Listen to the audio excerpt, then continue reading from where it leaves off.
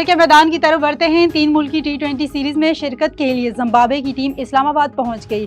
Zimbabwe کی team غیر ملکی ایئر لائن کے ذریعے اسلام آباد پہنچی۔ مہمان ٹیم کو جہاز سے اسٹیٹ گیسٹ لاؤنج پہنچایا گیا۔ زمبابوے کی ٹیم کو فل پروف سیکورٹی میں ہوٹل پہنچایا گیا۔ مہمان ٹیم کو سری لنکا کی طرح اسٹیٹ گیسٹ کا درجہ حاصل ہوگا۔ سہ ملکی سیریز میں پاکستان، سری لنکا اور زمبابوے کی ٹیمیں شرکت کریں گی، جس کا آغاز 18 نومبر سے ہوگا۔ زمبابوے کی ٹیم آج مکمل آرام کرے گی۔ سری لنکن کرکٹ بورڈ نے ٹیم کے دورہ پاکستان کو جاری رکھنے کا اعلامیہ جاری کر دیا۔ سری لنکن کرکٹ ٹیم کے مینیجر کا بیان سامنے آیا ہے کہ سری لنکن کرکٹ ٹیم کے کھلاڑی دورہ پاکستان ادھورا چھوڑ کر واپس نہیں آنا چاہتے۔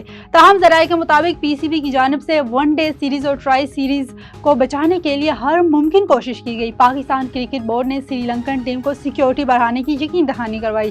PCB کی یقین دہانی کے بعد سری لنکن کرکٹ ٹیم نے دورہ پاکستان جاری رکھنے کا فیصلہ کیا۔ ورلڈ ریسلنگ انٹرٹینمنٹ کے عظیم ریسلر جان سینا نے اپنی شاندار کیریئر میں ایک اور تاریخی سنگ میل عبور کر لیا۔